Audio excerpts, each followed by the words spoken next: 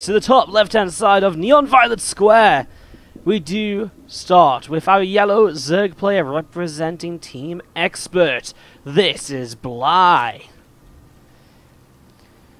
Team Expert looking to redeem themselves from a disastrous Season 6 where they didn't even make the playoffs when partnered with Dead Pixels.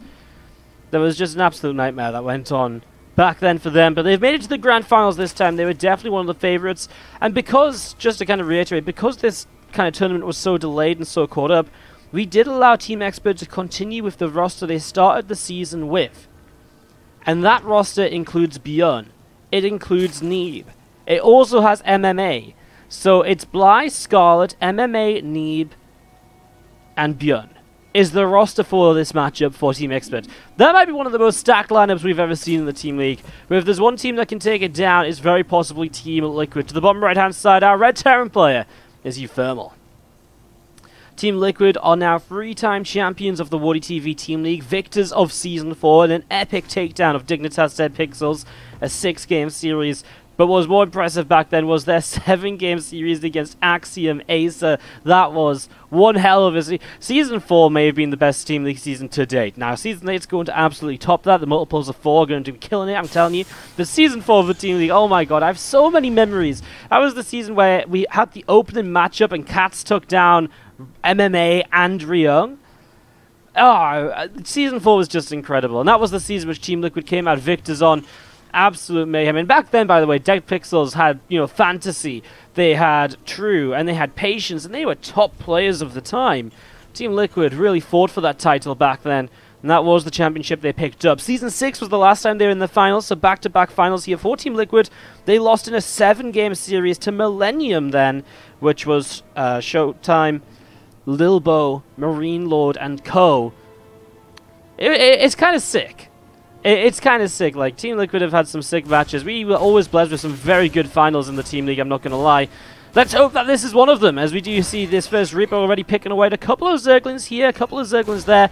It was a pool first opening by Bly, but he hasn't really done much kind of crazy with it, right? He's got this couple of Zerglings, which are apparently just not line of sight blocked by that line of sight block, because that was kind of weird. Anyways, so Reaper's just picking up kills. This was a disastrous start so far for Bly. Definitely not what he would have been hoping for with these initial links, although he has 2 more arriving, but only 2 against this one Marine. This is something which it feels as though Uthermal should be relatively well equipped to deal with. He's going to maybe lose the Marine only just, but he won't have the CC delayed. It's super close. Oh my god, the 1 hit point Zergling.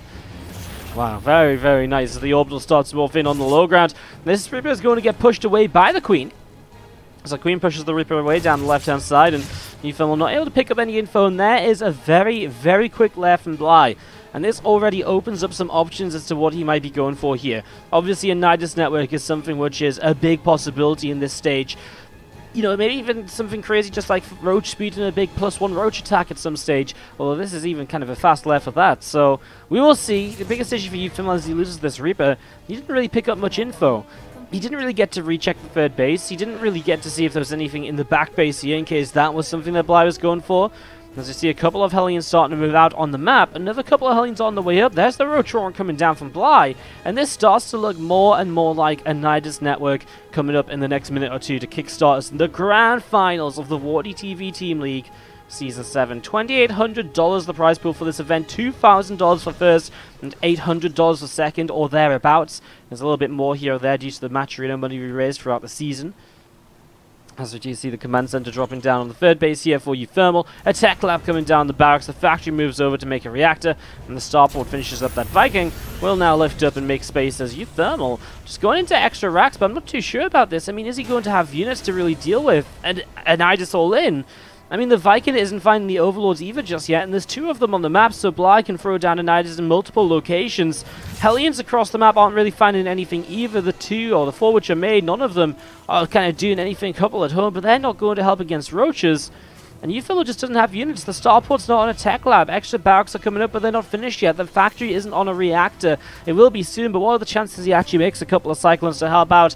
I would say it's very, very low, and Uthermal right now is not looking as though he has much of an answer to a potential attack here of Bly. Ooh, now he kind of figures it out. He starts some bunkers, but a bit too late perhaps.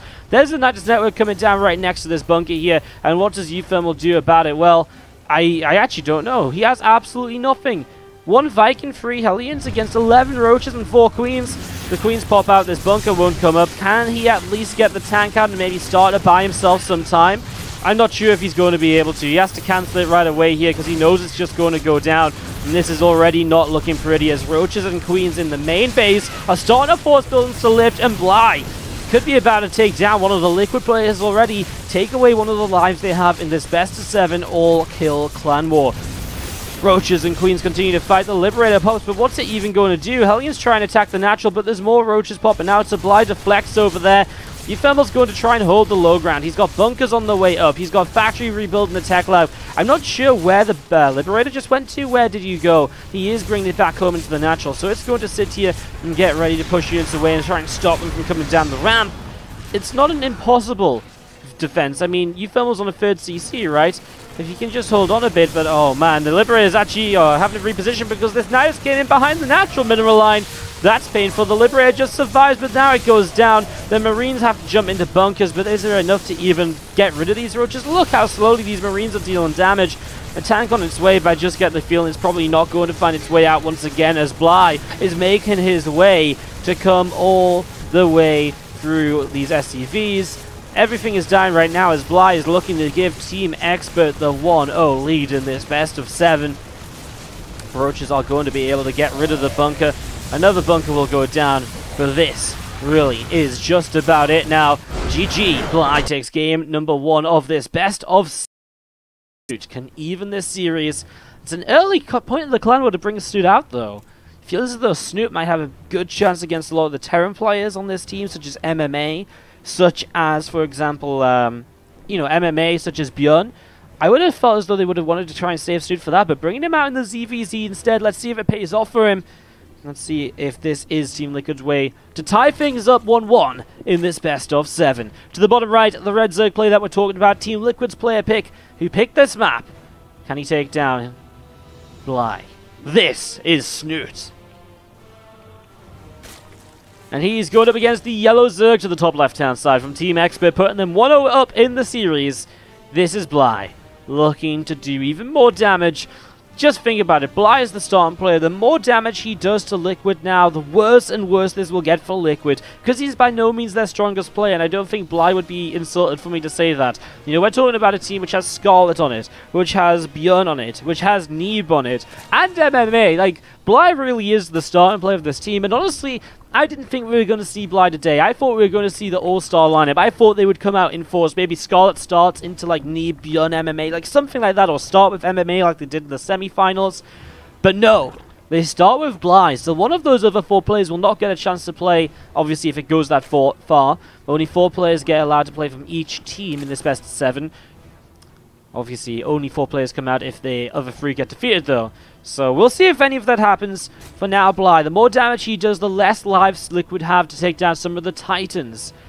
Such as, for example, such as ByuN, such as MMA. I feel like I've said all of their names so much. People are going to get annoyed at me for just looking at the hatchery in the main base. Let's watch an Overlord instead for a little while, as Overlords are starting to position themselves across the map, getting themselves set up to see what's going on, to see what's happening here and there, and just having some peeks, figuring out what their opponent's up to. It was hatch first from both players, which means that neither have much to worry about. Bly was much later on the gas being taken in the main base, though, and why is nothing taking me to Bly's main base? God damn it. Yeah, he took the gas a bit later, and he isn't starting his link speed yet, so maybe Bly has some tricks up his sleeve. Let's find out in a moment or two.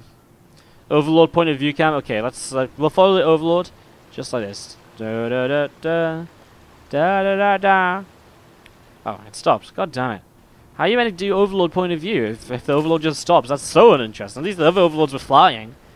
God damn it. Couple of links coming out here from Bly. I mean, as Snute goes into the Baneland nest, he's about to start the 3rd hatchery, but questions have to be asked about what Bly is planning in this game. There's an Evo chamber. I have to get the feeling that this is going to be a Roach Roaring very soon as well. He's actually going to wall off to the right-hand side. And this is for which Snute will not quite see just yet. Now, he saw the Evo chamber, though, and he will see the lack of a 3rd base.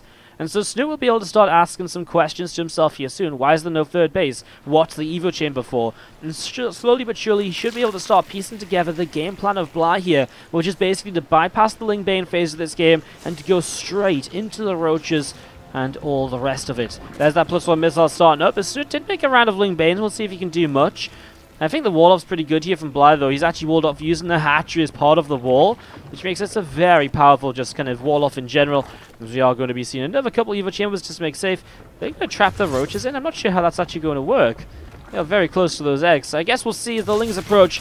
Well, I mean, the Banes as well. But what are they actually going to do? Throw themselves into an Evo Chamber and bring it down to 75% health? That doesn't really work out. That doesn't really make a lot of sense by any stretch of the imagination.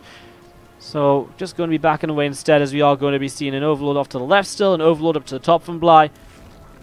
And we do see that +1 missile attack upgrade continuing to come on through at the moment for our yellow Zerg. There's the Roach speed as well, with the lair now finished up. And with a few Roaches out, he cancelled those Evo Chambers. And now he just goes back into droning. And this is dangerous. I mean, Snute has a third hatchery, though. He has his own +1 on the way, only about 30-40 seconds behind. So it's definitely not impossible for him to play against this. And he has the Roach Roaring coming up too. It's just interesting that Snute doesn't even have the eco lead on this. He has the hatchery lead, but not the eco lead. He hasn't had the work account along through this to kind of help him out.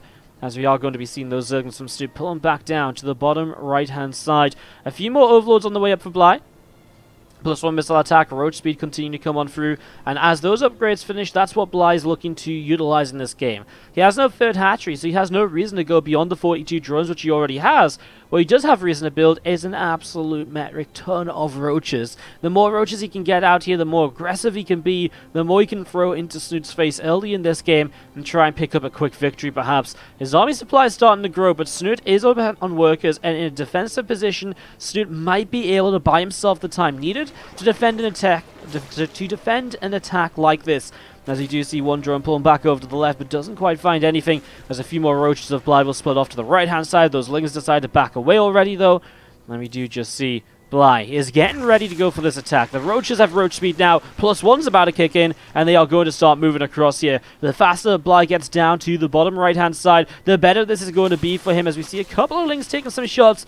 And Snute knows this is about the full-on defense for himself at the moment. He is pumping out Roaches, and only Roaches. He has no lair, though, so he won't be able to start +2. He'll also be missing Roach speed, so the counter-attack from Snute will be limited to just the Zerglings. Snute actually greets these units on the ramp, and he actually gets a good couple connections with the Banes to start that off. Meanwhile, his Zerglings are going huge on the third hatchery, gets the cancel, gets the drone potentially as well. It's running, it becomes an extractor. But at least the cancel on the third hatchery as Snute continues to delay Bly in this game. And Bly now going to try and come up this ramp, but Snute in a good position to defend once again. But here's the issue. Bly now starts +2 missile attacks, and where is Snute's answer to that? Snute doesn't have a lair. Snute has no way of dealing with +2. He can't start +2 of his own. And so while he's done a great job of defending against Bly for now, Snute's in an awkward position where suddenly Snute's up 20 army supply. But how do you use 20 army supply when you're in a position with no Roach speed, no real mobility in comparison to your opponent? Let me tell you right now, you just don't. It doesn't make sense. So Snute's in this position where he's defended well, but he can't do anything with the advantage he's gained from this, and that just might give Bly what he needs to get back in this game a little bit. It might just give him what he needs to get back in this game a little bit. A couple of Roaches and Ravagers heading back over to the left-hand side now. The Spire starts up from Bly as well in the main base, and that could be a switch which could really just put the pain on for Snute. Snute in a position where he hasn't really been preparing for mutas at all. He hasn't had Overseers because of the late lair, and because of all of this, he has no real scout and information on this Spire. He lost his Zerglings cancelling the hatchery on the third base previously, so he has absolutely no way to see this coming, and the mutas could just be a kind of a massive blindside that could just straight up kill Snute. So he has to be very careful of this. We'll see if Snute can deal with it, as he does deal with this run by pretty effectively. He'll lose a few drones in the process, giving Bly a bit of a lead. I'm just so worried that Snute's been building pure Roaches for so long. 96 army supply to the 56. Now Bly's just backing away, and Snute's made so many Roaches which are just absolutely useless in this scenario. Mutas are on the way out. There's still no Roach speed. Snute only just now starts +2. These Roaches just can't do anything to help, and Bly has the mutalisks on the way. Are they going to be able to do enough to try and claw him back in terms of army supply? I think so, because Snute can't counterattack the Roaches. They just have to sit here so uselessly. There is nothing they can do because of the way this is set up, and just puts Snute into a very, very awkward position here at the moment. Another couple of Ravagers will begin to morph on in. As we do see the +2 missile attack from Snute is also starting up over here. A few meters do arrive in towards this mineral line. We're going to be seeing a few of these drones starting to be picked off. So a few drones going down, and that's where Snute decides to start counter-attacking. But again, his roaches are slow. He doesn't have +2. And Bly has an eternity to do whatever he wants with these mutas before the roaches even get across the map. Now Bly begins to back away. I do feel as though maybe the mutas should be chasing down the roaches. That's obviously what Snute wants to happen though. But it's, you know, it's what he wants to happen, it's what he wants to force because it's the right thing to force. He wants kind of, you know, Bly to move away and to not deal economic damage, but Bly kind of called his bluff. He came in, he killed 18 drones, then he turns around, and Snute is still turning away. And now Bly is just continuing to come on in, and this is getting dangerous because Bly's adding on more Mutalisks. And I'm not sure if Snute's going to be able to start stabilizing. I mean, we're talking about a couple of queens at the moment. This is a nice catch. These roaches starting to get picked off. Snute now has roach speed as well, so his roach counterattacks are a lot more influential. As we do see, these roaches pulling back, splitting themselves up. Mutas continue to come forward, going for the Overseer. Not quite sure what the goal is with taking that down. Maybe just an expensive unit, maybe just the fear of burrowed roaches or so. But how do you invest into burrow? I don't think you do with mutas on the map. But the queens go down, and now Bly's just, or Snute is just like, well, okay, maybe I should attack, maybe I should pull back. Snute's kind of at a loss of what he should do. He had no idea about this. He heavily overcommitted to more and more defensive units earlier in the game when he could have just started to tech up already. And now Bly has blindsided him. Did that make sense? No. I started to make this pun. I'm like, I'm not sure I'm funny enough to, I'm not sure if I have the voice to actually pull that off. But Bly really has blindsided him now. And this is putting Snute in this position where, you know, suddenly he's 8 workers down. Suddenly the army supplies are even, but Bly's the one with all the map control. A 4th hatchery finished. Bly is in complete control of this game at the moment. And it's not over for Snute. Don't get me wrong, it's not over just yet. But it's not looking pretty for him either. Bly's actually pushing forwards with a lot of roaches. I'm not sure how much I agree with that because I feel like in the ground fight he loses out. Oh, well, he gets one of the spore crawlers though, which maybe means that these mutas can stick around long enough to make a difference. They'll continue to do a little bit more. The roach is pushed away to the left-hand side. He's going to dive in towards the natural where, I mean, the roaches just aren't going to come over because they don't want to fly through the meters, but now they have to. The queens and the spores are going to get picked off, which means the natural expansion is under heavy attack. That might just be the play of the game by Bly because now Bly can just kind of sit over this natural and there's absolutely nothing to stop him. If a spore tries to burrow, he's going to target it down. If a spore tries to build, he should just be able to kill it, although at the same time, there's no anti-air. The mutas just go in and they just fight the roaches. The roaches going down. GG Bly has put team then. Otherwise, the stream will not survive. Right now, someone else that needs to survive is the blue Zerg player to the top left-hand side of the map. This is Team Liquid's TLO. And to the bottom right-hand side, the yellow Zerg is Bly from Team Expert. Going to quickly answer a couple of questions about Sneak in the chat. Does it have bubbles? No, you mix it with water, so it's just sort of like drinking flavored water, which is what I really love about it because it makes me feel, it just makes me feel like good. It makes me not feel bad about drinking it, I guess. I don't know. It tastes good though. It tastes clean. They describe it as like a clean energy formula so that you don't kind of feel a low after drinking it. Like, you know, obviously you get hyped up and you kind of crash down. You don't really feel that, but I like it. I like it. It's cool. Anyways, 12 pool from my man Bly in the corner. It's time to really talk some StarCraft 2 because Tello's gone for a pretty fast hatchery first. We'll see how this is going to play out as Bly is looking to potentially take Team Expert onto match point. If Bly wins this game, then it would all be down to Liquid Mana to reverse all kill. Is that a possibility? I mean, yes. On a wild day, I believe Mana can do it, but that would not be easy. Let's take it one game at a time, and let's see if TLO can put Team Liquid on the scoreboard as Bly. 6 Zerglings starting to move across the map. No gas behind this, so he is able to start his own hatchery. And so that creates kind of a goal for him as he moves across the map with these Zerglings. He's going to be aiming to come in here with these Zerglings, attack the hatchery, try and get a cancel, maybe force some lost mining time, and maybe kill a couple of drones along the way. If he can do a mixture of those things, he's generally going to have a fairly successful opening here. And he is still making another couple lings. We'll see when he maybe starts to make some drones so that we get a rough idea of just how much he has to do here.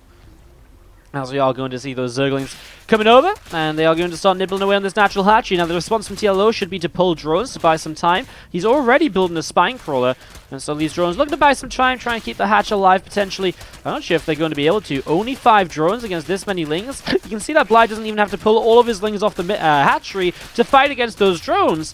Turns around now. Now the Zerglings do come out. Oh, well, this is going to start getting a bit messy because there's so many lings of Bly. Another couple lings from TLO. The drones are still trying to help. Down to 16 workers against the 14. The spine in the main is about to finish, but how do you get to the low ground safely? That's also going to be a bit of an issue as we're going to be seeing those Zerglings continue to fight away here. Well, Bly's running out of numbers. He's only got a few left, but those few could go a long way. Some of them are low health, though, and the Queen coming out will make a big difference here as TLO looks as though he's defended the 12 pool. But I would say Bly comes out of this in not so bad a position. This hatchery is low and hence vulnerable at a later point if a few lings or banes sneak in. And, you know, Bly has his own hatchery up. He's actually ahead a couple of workers already. Bly's actually looking pretty fab. He's already made the next Overlord. So he's actually beyond a supply block, whereas TLO still needs to make that Overlord and then one more. So, in general here, Bly's going to be taking something like a 5-ish worker lead, I think. And that's really insane for this early kind of stage of the game.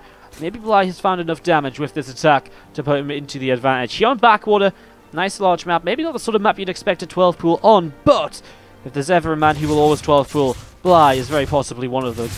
Very possibly is that man. Just going to be seeing these couple of queens fighting away and picking off a Zerglin or two. As we're going to be seeing this Bane and Nest finishing up. And we are going to be having TLO, just have a Evo Chamber coming down the front, continue to be able to push himself towards the next stage of this game. A couple of Banes will keep him very safe as he can move towards his 3rd hatchery in the near future. And of course the 3rd hatchery will start up from Bly.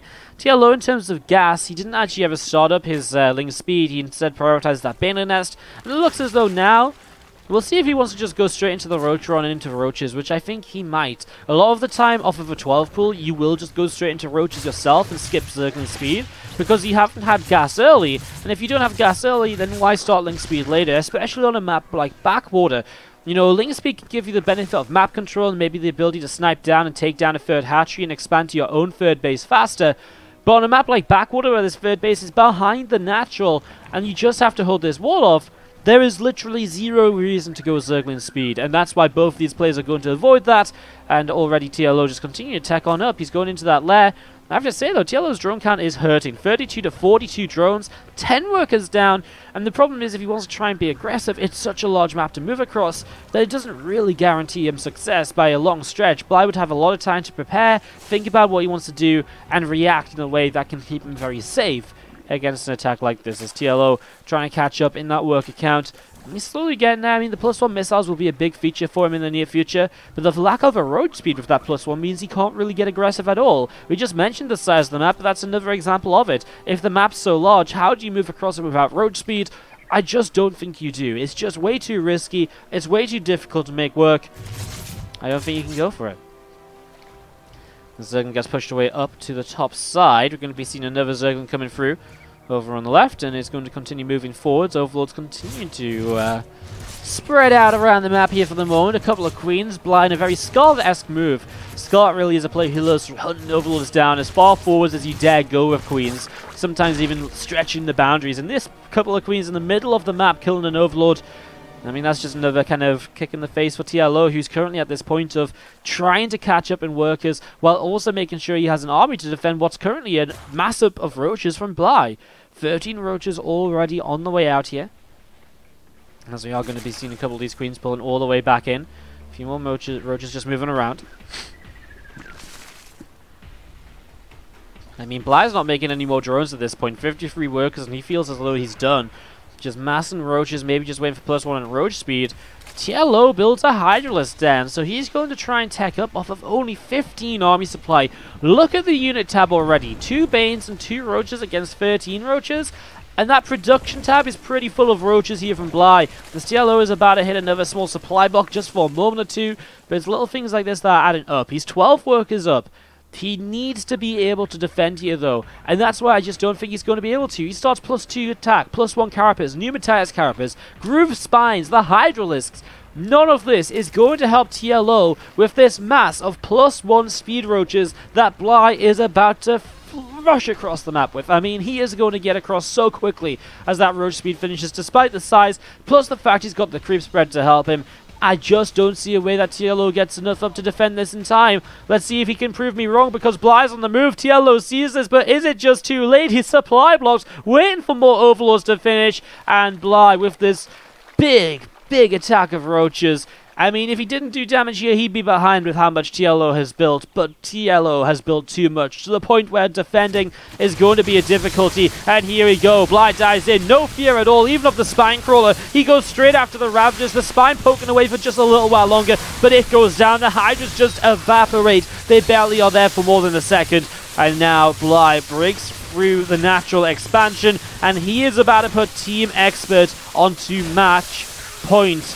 Is this how Team Liquid lose their second back-to-back finals in the Team League? It may very well be. This was not the way I expected it to go right here, because if he does not win, this grand final is over.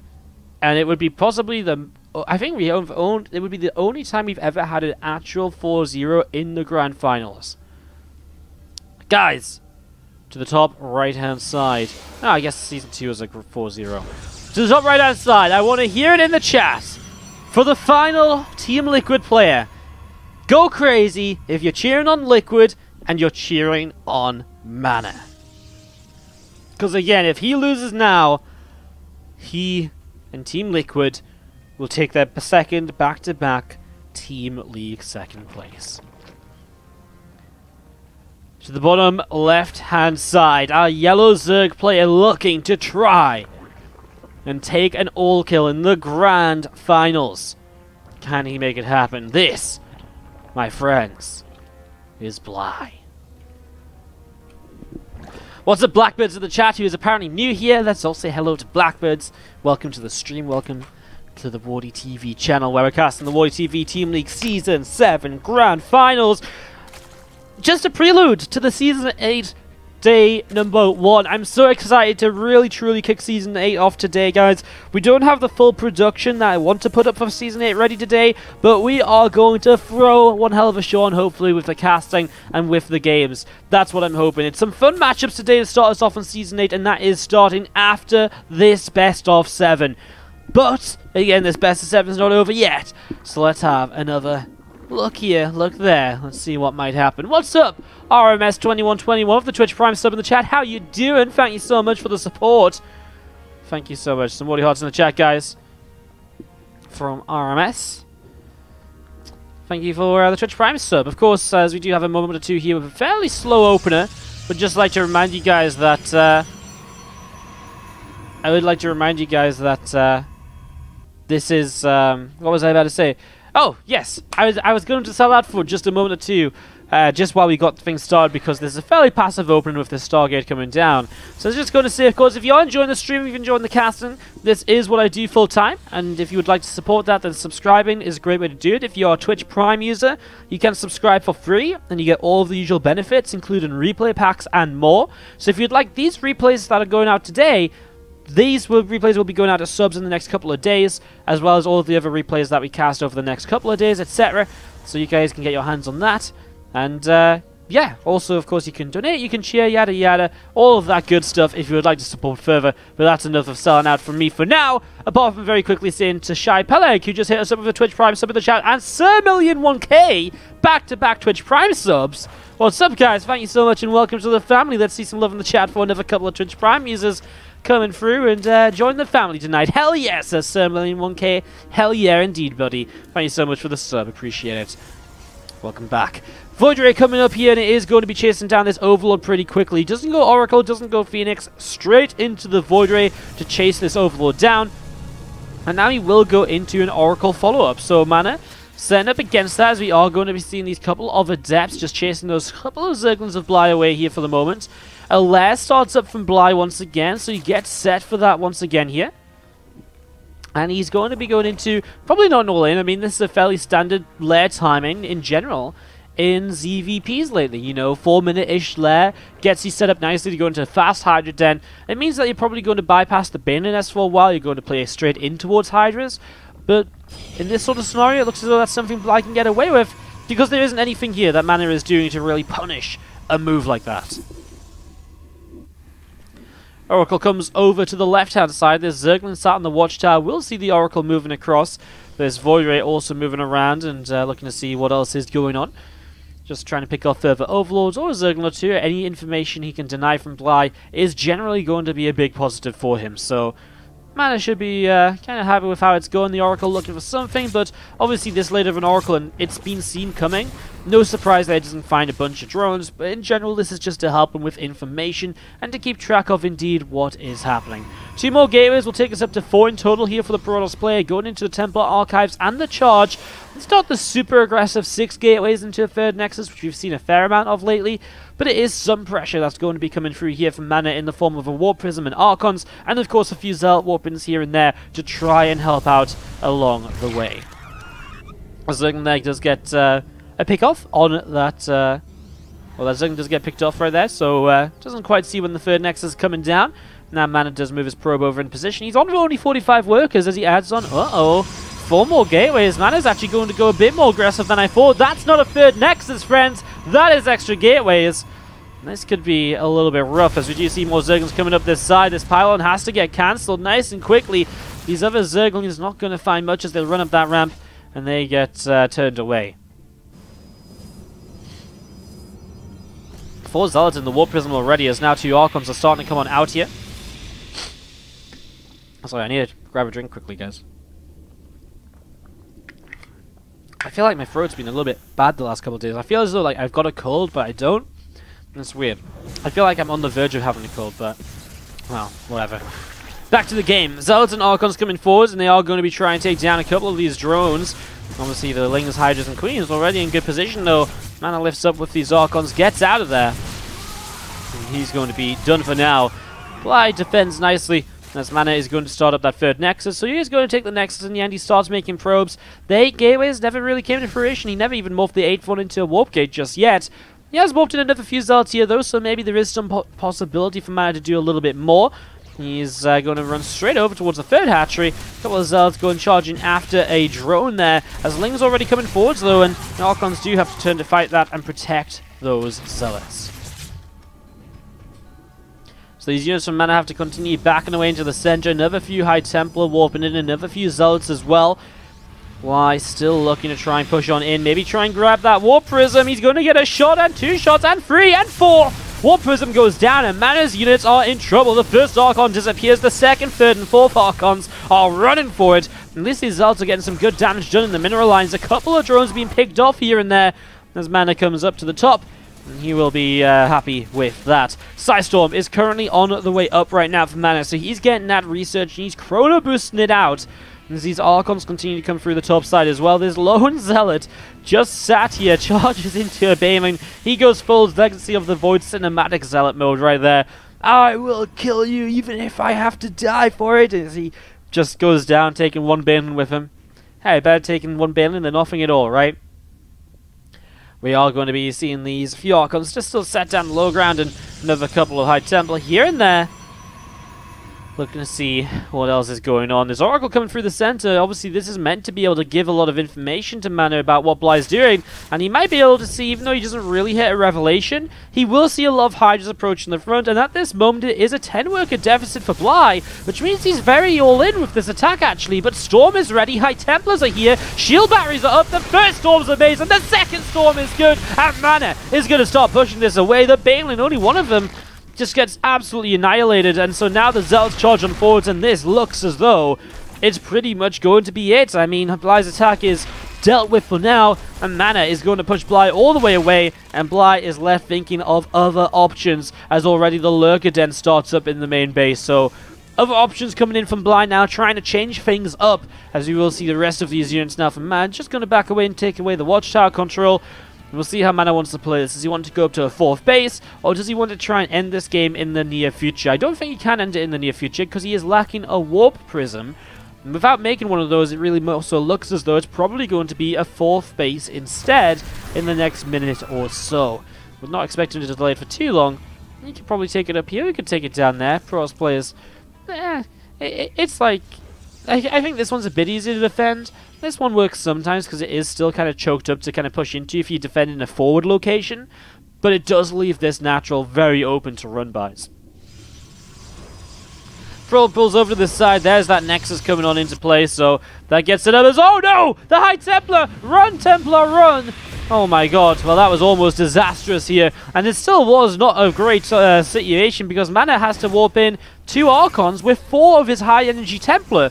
Suddenly, from having 10 plus Storms in the army, he has 1 Storm available. Soon to be a few more as extra Templar warp in, but that's a big loss, and Bly, while he doesn't get the kills, he is able to deny the Storms in some way, which is really nice for him, and it may just kind of deter Mana from attacking as soon, may make Mana's life more difficult if Bly was looking to be aggressive. However, Bly is not looking to be aggressive, he is instead going into a Spire. No Hive just yet, no Infestation Pit to kind of go into a Hive with, so Spire may be a middleless transition for Bly, and staying on kind of a mid-tier set of units, staying on the Lurker, Hydra, and if he goes Mutas as well, he's going to be on just this composition for a very long time. So Bly looking to maybe try and win with counterattacks, with, you know, units all over the map, units here and units there. Let's see just what happens. We see those Hydras trying to chase down a Warp Prism, doesn't quite find it just yet, and Mana will back away. But a very passive scenario here for Mana, and a situation where he doesn't really want to try and attack too much further. Robotics facility on the way in the natural expansion. Mana continues to set this up, this robo facility being chrono boosted. Just getting this another immortal out nice and quick. I mean, from Mana's point of view at the moment, if Bly's just on Lurker Hydra, he doesn't really need to go beyond the immortal Archon Storm. It works just fine for him. In fact, his mid-game army here is absolutely fantastic against this mid-game army of Bly. I mean, maybe fantastic's a bit of a strong word, but it's good enough against this army of Bly. It can deal with it. It can trade well with it. As Bly now starts up the Mutalisks, and there's the switch that could be so very disastrous for Mana.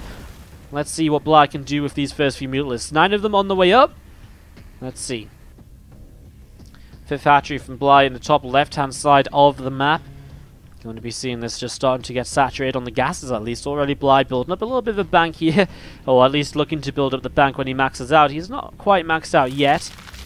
More Banes coming up. No Baneling speed, by the way. Obviously, we saw some slow Banes before, which is, maybe it's still building. But the fact he's making more Banes and he still doesn't have Baneling speed, that's a massive mistake, because those Banelings are going to do absolutely nothing to Storms and Archons. They're just not going to get close. So that's going to be intriguing to see if Bly can do something with it. Oh, those Lurkers get some good initial shots. Obviously, the Mutas can't fight this army because it's just mass Archon. They would just absolutely melt. Couple of Stargates on the way up. He already has 1. He's already built 1 Phoenix. Fleet Beacon coming in 2. Maybe the Anion Pulse Crystals upgrade to give the Phoenix a little bit of extra range. The extra range goes a long way. It helps you kite the Mutas so much more easily. And if Bly's going to continue building Mutas, it would be a good something to invest into. But also the Phoenix are not a wasted investment beyond the Mutalisks, and I think that's a really important thing to point out. These Phoenix can be really good against Lurkers as well. If you have 6 to 10 Phoenix and they kill off the Mutas, then suddenly they fly into a fight and lift up the Lurkers.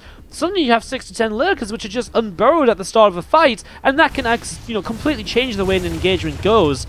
So that's something to keep in mind as well, that those Phoenix could get up to in the near future. Mana going all in on these Phoenix, not all in, but he's heavily committing +1 fly attacks and the Anion Pulse Crystals. I guess he's maybe thinking about the later stages of this game as well, where it's very likely he'll go in towards some carriers, etc. In which case the +1 flyer attacks will get some use there as well. So it's kind of like an investment for both now and the future. It's like an over-investment for now, but it's an over-investment that will pay off into the future as well, so will work out for him. Bayonet speed is now on the way. The +1 flyer attack continuing on as well for Mana, and the +2 flyer attack for the Zerg player coming in also, as he just find himself an Archon. And finally from Bly, the Hive will begin to build. Such a late Hive considering what we're usually expecting, but it's because he went into kind of Hydra, Lurker and Mutalisks, all of that before he hit Hive Tech, and so he really just couldn't afford to go into the Hive Tech. That still leaves him very weak, no Vipers in this army, no potential tech through to Broodlords. But of course Bly is hoping that with the Mutalisk investment, he's able to buy enough time to get up into that anyways, and to make the most of it. So, we'll see how this goes. We are going to be seeing those Mutas continue to fly around. Bly, well, he hasn't really done as much to Mana as I think he was really hoping for. I think Mana really is in this position where he's held on well, he's really minimized the damage dealt. I think he's put himself into a good little spot here. Just while nothing's happening, I'm very quickly going to say what's up everyone from Loco's stream. My friend Loco giving us a little bit of a raid here. Hello and welcome, guys. Hope you're all doing well. You're tuning into the grand finals of the WardiTV Team League Season 7 and also opening day of Season 8, which is coming up after this series. Bly is currently 3-0 up on match point against Team Liquid. Team Expert may very well be the Season 7 champions if Bly can just clutch out this game. But back to the game for now because these lurkers are starting to get some action. Bly backs away, Mana backs away, the Observer gets targeted, which means no detection, which means he really has to just back away from this fight, continuing as the Mutalisks here from Bly are still looking to see if maybe, just maybe, they can find something more. Storms of this army comes down the ramp. It's a good deterrent, it's a good slowdown. It does tickle a few of those lurkers, but it doesn't really pick up many kills. And that's the issue here. This army of Mana, it might just have to recall away in the next few moments. The Storms are very good to get rid of the Hydras, and now if he recalls, oh, I guess he's actually cleared the pathway to go up north. I guess that makes a lot of sense for him then, so that's nice. He's able to make his way away from that kind of lurker army. Mutalisks are still flying around, which I find so surprising considering there's so many Phoenix up that just sat in the main base not doing anything. And there are those carriers coming through. We talked about the possibility of carriers when we saw the +1 flyer attacks, and now we're seeing them come into play.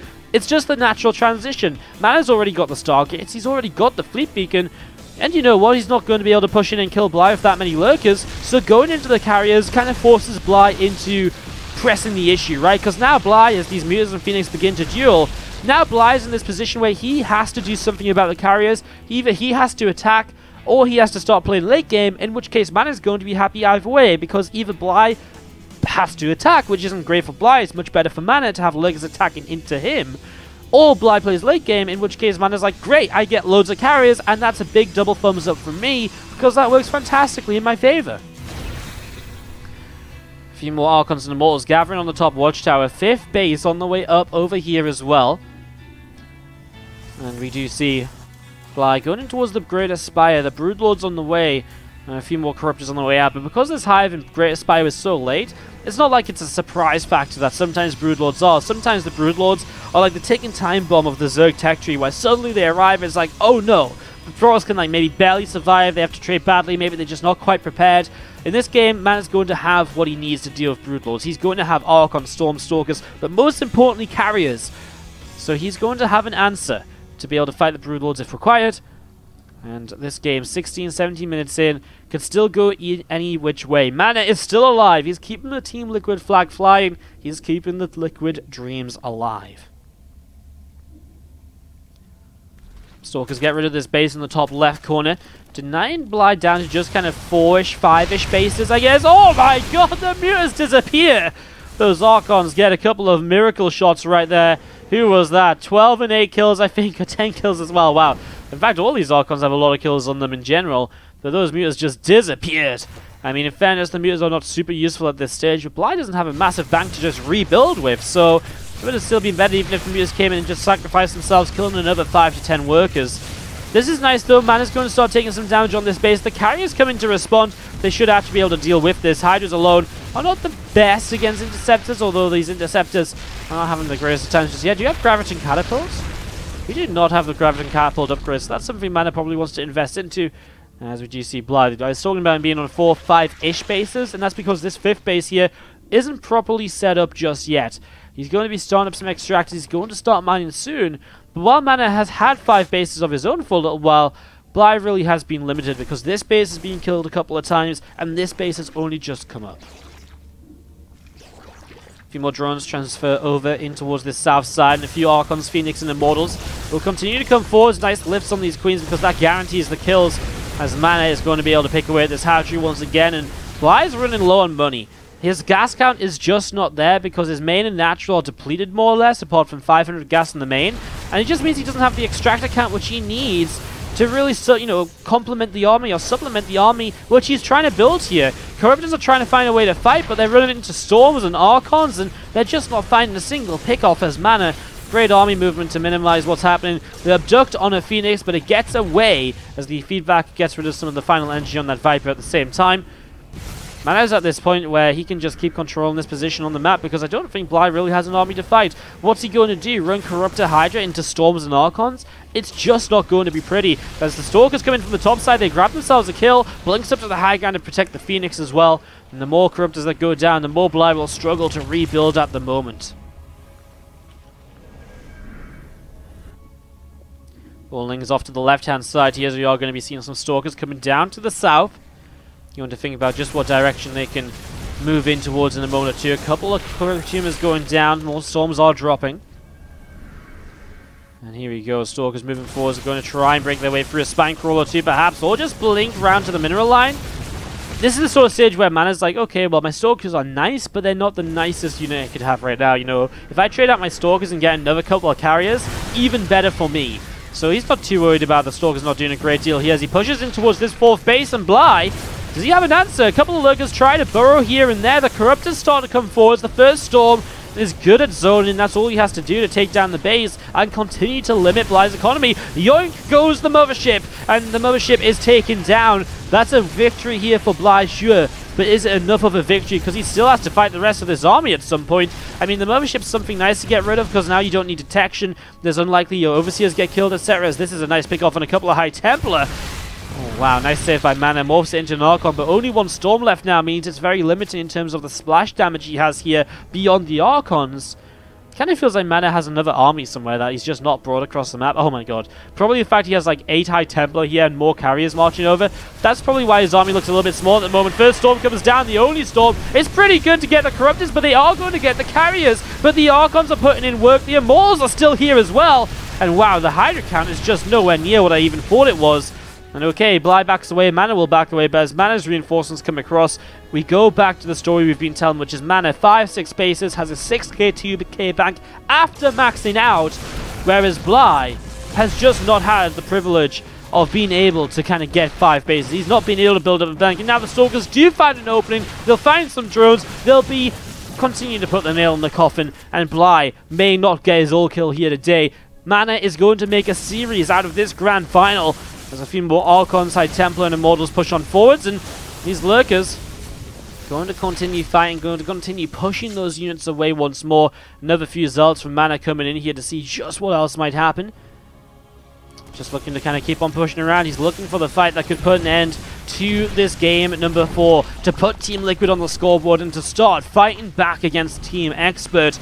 Remember, Team Expert have ByuN, they have Neeb, they have MMA and Scarlet in their roster. Mana's the last player for Liquid. He has to go through 3 of those 4 names after Bly here, as GG is called. Can he do it? It's not going to the bottom right-hand side. Our Red Protoss player from Team Liquid. Give it up if you're cheering on Mana.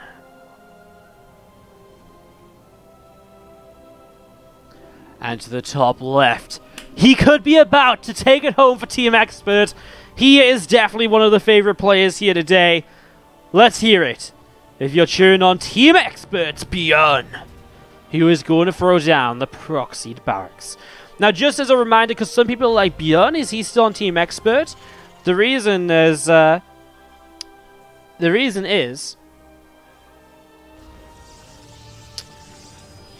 was I gonna say? The reason is, yes, the reason for that is that ByuN was part of Team Expert when they started playing this league, and because there were so many delays, we didn't feel it we didn't feel it was right to punish teams by forcing them to play without players they started the league with, because we went on for so long beyond our expected playtime for this event. And so we allowed them to keep their roster from the start, which involved ByuN, and that's why he comes out now to try and save the day. And not really save the day, but finish off the day for Team Expert. They could be about to be first time Team League champions here in the WardiTV Team League. Obviously, Expert kind of coming from the makers of Acer Esports, and they've run their fair share of Team Leagues along the way in the past.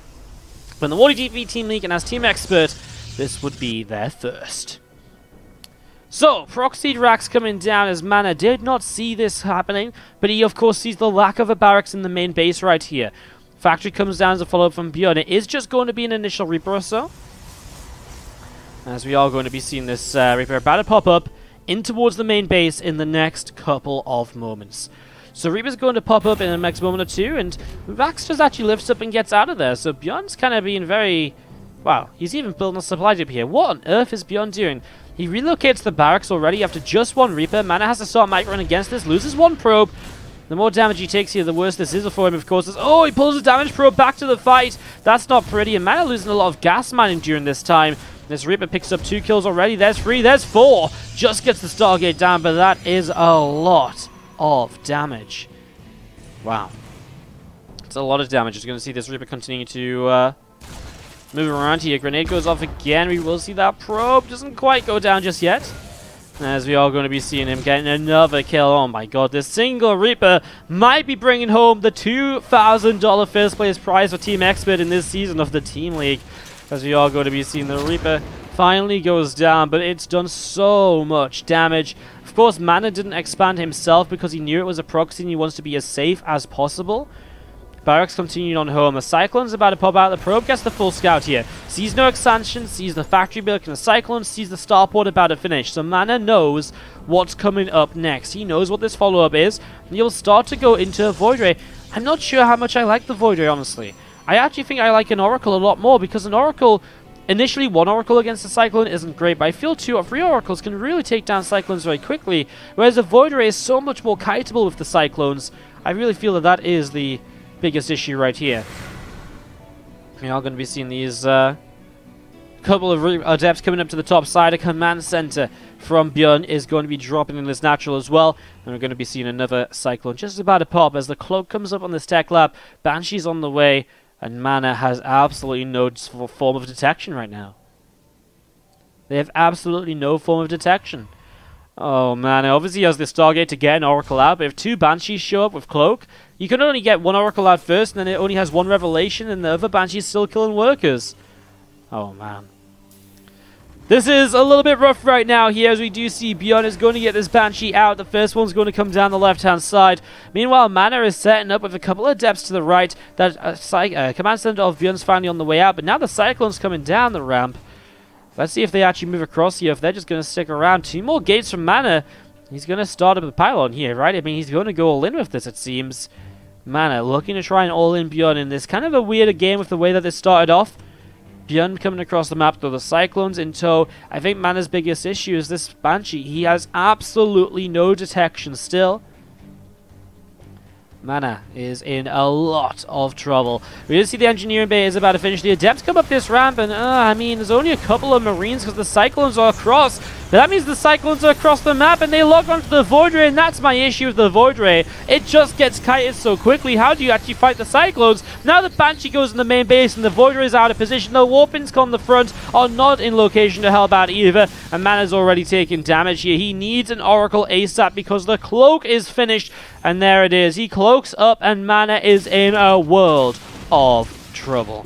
He's going to continue to work his way through these workers here, ByuN, and ByuN is single-handedly now wrapping this series up for Team Expert. Bly did most of the work to get here, but ByuN is making Mana look like a bit of a fool. And, I mean, ByuN just starts up a couple of turrets to the front because everything he can get is going to help him defend this. And if he defends, he's going to put Team Expert as the champions of the WardiTV Team League Season 7. Oh man, a couple of sentries coming forwards too. Some force fields can maybe do something, but the double missile turret finishes just in time. Even a couple of shots here will go a long way as ByuN. Oh, he does get force fielded, though actually it's not a great force field. It does miss its marker. There's an interference matrix from a Raven as well, so this Void Ray just goes wandering forwards. SCVs are here to help out, and Mana will tap out as ByuN crowns Team Expert champions of the